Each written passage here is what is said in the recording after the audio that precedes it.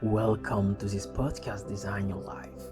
My name is Ervin Mecha. I'm a designer and entrepreneur. Today I want to talk about the 80-20 principle of Pareto. Pareto principle, named after estimate economist Vilfredo Pareto, specifies that 80% of consequences come from 20% of the causes, proving an unequal relationship between input and output.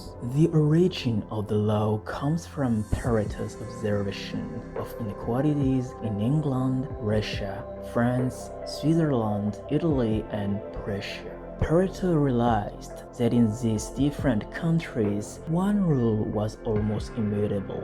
80% of the wealth was held by just 20% of the population. Today, it is rather just 1% of the population that holds 50% of the world's wealth. Since the times are changing and inequalities are increasing, this law was then applied to quality control in the 1950s and 1960s by Joseph Juran, an engineer of Romanian origin exiled in the United States. He saw the Pareto principle as a universal analysis tool that allowed anything to be separated into two groups, the essential and the accessory. Here are some examples of Pareto distribution. 20% of customers represent 80% of turnover. 20% of products represent 80% of turnover. 20% of sales represent approximately 80% of the profit margin. 20% of indicators provide 80% of management information.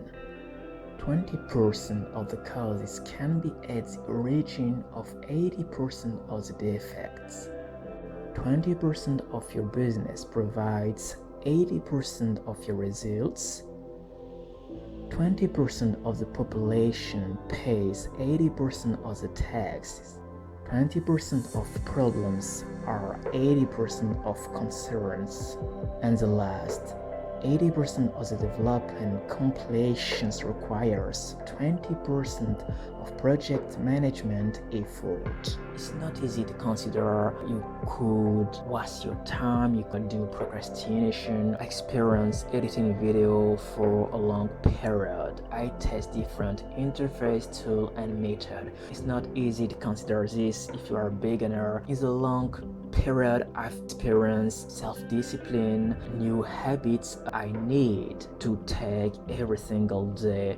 Maybe you're wondering yourself how to become more productive, creative, efficient at work. Maybe you are a student and you try a new method to study smartly. Maybe you need a lot of time to invest in yourself for your different project. If you are working at work, you try to understand how you could plan your different activity and project.